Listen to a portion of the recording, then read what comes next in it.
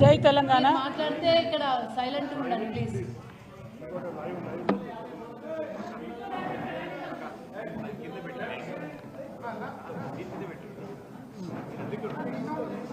ముందు పట్టుకోమంటారా? సౌండ్ లేకుండా పట్టుకోమంటారా? జై తెలంగాణ. అందరికీ నమస్కారం. ఈరోజు మెదక్ జిల్లాలో మరి మెదక్ చర్చ్ ప్రపంచ విఖ్యాతిగాంచినటువంటి మెదక్ చర్చ్ 100 సంవత్సరాలు జరుపుకుంటున్నటువంటి సందర్భంగా మరి ఇక్కడికి రావడం, దర్శనం చేసుకోవడం, క్రిస్టియన్ సోదరులందరితో కూడా కలిసి ఆ వేడుకల్లో పాల్గొనడం నా పూర్వజన్మ సుకృతంగా నేను భావిస్తూ ఉన్నాను. మెదక్ చర్చ్కి ఎంతో చరిత్ర ఉంది, మనందరికీ తెలుసు. 100 సంవత్సరాల క్రితం ఇక్కడికి వచ్చి మరి దాదాపు అప్పటి పైసలలో చూసుకుంటే 14 లక్షల రూపాయలు ఆనాడే ఖర్చు పెట్టి ఒక 10,000 మందికి ఆహారం ఇచ్చేటటువంటిగా, ఉపాధి కల్పించేటట్టుగా అల్టిమేట్గా పనిచేసి అనేక సేవా కార్యక్రమాలు చేస్తూ మరి మన తెలంగాణకు తలమానికంగా నిలబడి ఏషియాలో 2వ అతిపెద్ద చర్చిగా పేరుగాంచినటువంటి ఈ చర్చ్ దర్శించుకోవడం అన్నది మామూలు విషయం కాదు. బీఆర్ఎస్ పార్టీకి, కేసీఆర్ గారికి, క్రైస్తవ సోదరులకి పేగుబంధం ఉన్నది. ఆనాడు తెలంగాణ ఉద్యమం కోసం మేమందరం కూడా కొట్లాడుతుంటే ప్రార్థన చేయని చర్చి లేదు, పాల్గొనని క్రైస్తవుడు లేడు.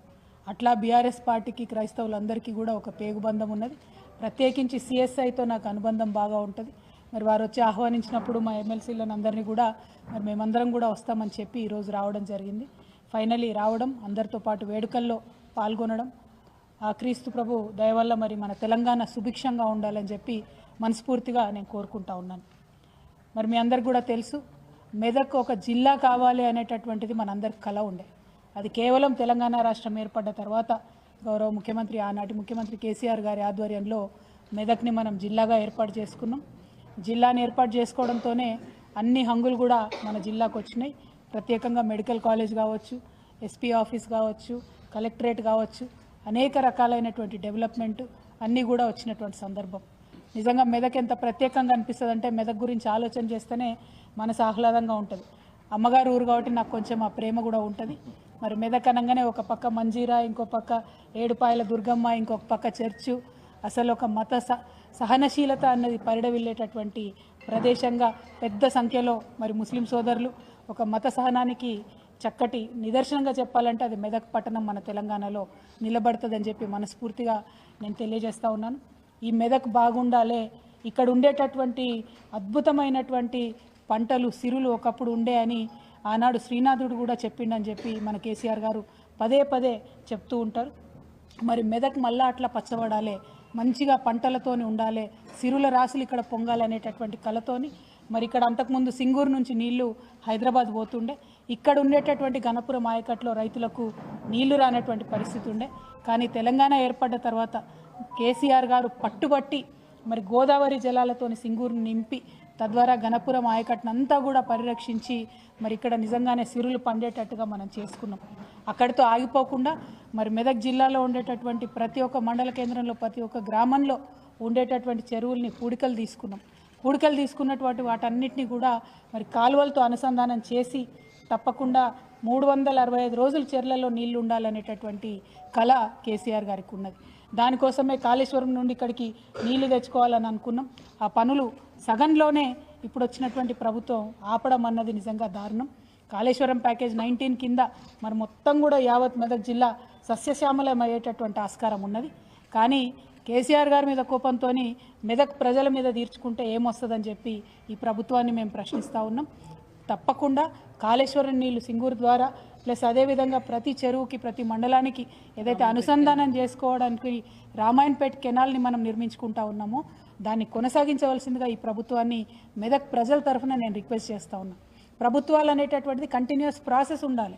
ఒక పార్టీ పోయి ఇంకో పార్టీ అధికారంలోకి రావచ్చు, కానీ గవర్నెన్స్ అనేది కంటిన్యూస్గా కొనసాగాలి. ప్రజల కోసం చేపట్టినటువంటి ఈ పథకాలను ఆపవద్దు అని చెప్పి మేము గౌరవ ముఖ్యమంత్రి గారికి విజ్ఞప్తి చేస్తూ ఉన్నాం. ఎందుకంటే ఇది ఇబ్బంది పడ్డటువంటి నేల, కష్టాలు పడ్డటువంటి నేల, చాలా కరువును చూసినటువంటి ప్రాంతం.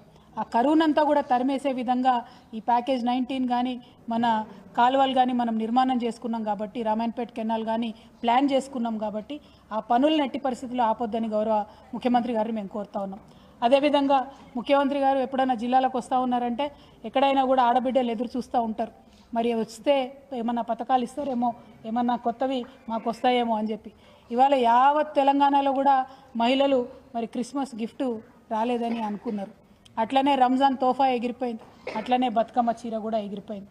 ఇవన్నీ ఒకప్పుడు ఇచ్చుకున్నాం, ఇప్పుడు ఏదీ లేనటువంటి పరిస్థితి. పోనీ క్రిస్మస్ గిఫ్ట్ తీసేసిండ్రు, మరి మహాలక్ష్మి పథకం కింద మాకేమన్నా 2500 రూపాయలు ప్రకటిస్తారేమో ఇవాళ మంచి రోజు అని చెప్పి తెలంగాణ మహిళలు అనుకున్నారు. మరి కళ్యాణ లక్ష్మితోని 1 తులం బంగారం ఇస్తారేమో అని అనుకున్నారు. ఏదీ లేదు, ఏం ఆలోచన లేదు.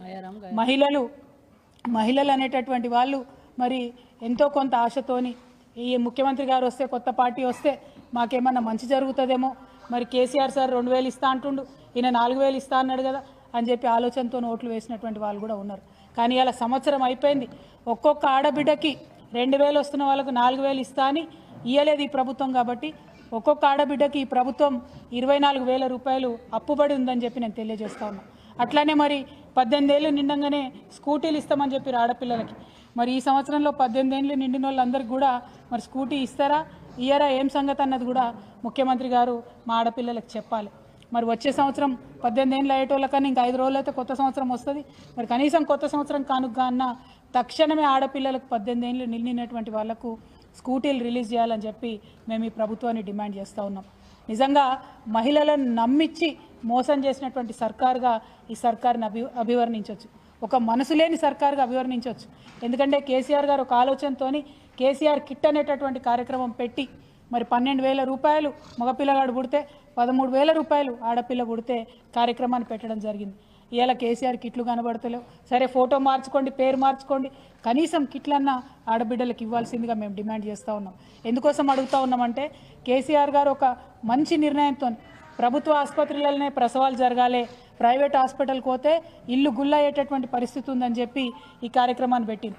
కానీ మొన్నొచ్చిన డేటా చూస్తే మళ్ళా తెలంగాణ వ్యాప్తంగా ప్రైవేట్ హాస్పిటల్లో డెలివరీలు ఎక్కువైతున్నాయనేటటువంటి విషయాన్ని కూడా గమనించినాం.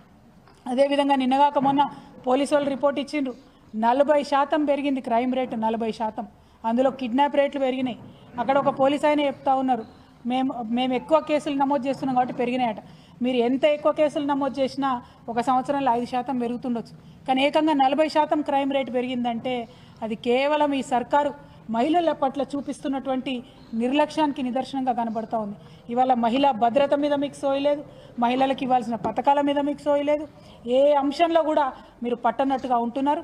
దీన్ని మహిళలు చూస్తూ ఊరుకోరు, ఖచ్చితంగా ప్రశ్నిస్తామని చెప్పి ఈ సందర్భంగా తెలియజేస్తున్నాం. ఇంత మనసు లేకుండా మహిళలకు ఇచ్చిన మాటలకు మోసం చేస్తూ ఉన్నారు. ఒక పక్క మహిళలు, ఇంకో పక్క రైతులు. ఎన్ని మాటలు చెప్పారు రైతులకు, రైతు బంధు ఇస్తాం, ఎక్కడిచ్చిండ్రు? కేసీఆర్ గారు ఎన్నికలకు పోయే ముందు 17,500 కోట్లు రైతుల కోసమని ఏదైతే దాచిపెట్టినరో ఆ ఒక్కసారి ఇచ్చిండ్రు తప్పితే మళ్ళీ సెకండ్ టైం ఎగ్గొట్టిరు. మళ్ళీ ఇప్పుడు ఇవ్వండి అంటే ఇగో రేపిస్తాం, మాపిస్తాం, సంక్రాంతికి ఇస్తామని చెప్తున్నారు. సంక్రాంతికి ఇస్తామనేటటువంటి మాట నిలబెట్టుకోవాలి. తక్షణమే పెంచినటువంటి రుసుముతో రైతు భరోసా అమలు చేయాలి. మీరు మళ్ళా రైతు భరోసాలో కూడా ఏదో కట్టింగులు పెట్టేటటువంటి ప్రయత్నం చేస్తున్నట్టు, 100 రకాల రూల్స్ పెట్టేటటువంటి ప్రయత్నం చేస్తున్నట్టు సమాచారం వస్తూ ఉన్నది. దాన్ని మేము సహించం. ఎందుకంటే చిరు ఉద్యోగులు ఉంటారు, చిన్న ఉద్యోగం ప్రైవేట్లో వేసుకుంటూ వాళ్ళు ఉంటారు, వాళ్ళకి ఇక్కడ భూమి ఉంటుంది, వాళ్ళ పేరెంట్స్ సాగు చేసుకుంటూ ఉంటారు. మరి వాళ్ళకి రైతు భరోసా ఇస్తారా ఇయ్యరా మీరు? ఎందుకంటే మోడీ గారు పెట్టినటువంటి రూల్స్ పెడతామంటారు. ఆయన పెట్టిన రూల్స్ పెడితే 30% మందికి కూడా రైతు భరోసా రాదు. కేసీఆర్ గారు ఎటువంటి రూల్స్ లేకుండా రైతులందరికీ ఇవ్వాలి, సాగు చేసుకునే వారందరికీ ఇవ్వాలనేటటువంటి ఆలోచనతో రైతు బంధు అనేటటువంటి కార్యక్రమం పెట్టారు.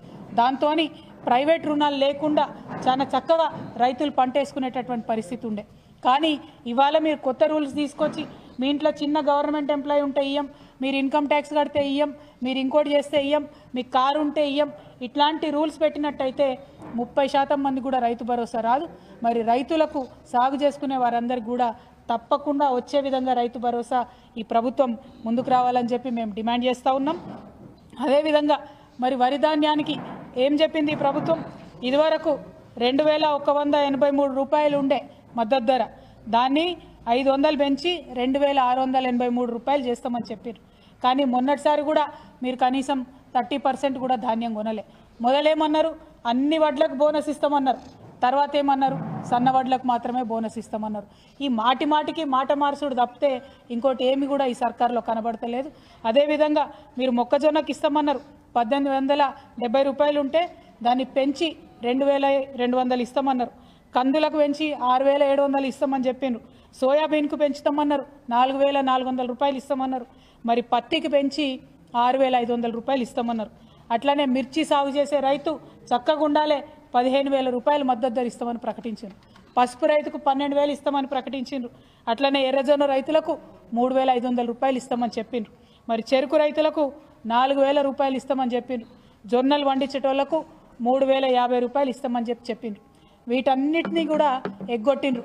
గత ఒక్క సంవత్సర కాలంగా ఏ ఒక్క పంటకు కూడా మీరు మద్దతు ధర ఇస్తలేరు, ఏ ఒక్క పంట మీద కూడా మీరు ఆలోచన చేస్తలేరు. మరి ఇక్కడ మెదక్లో, నిజామాబాద్లో, కోరుట్లలో చక్కెర ఫ్యాక్టరీ ఉంటుంది.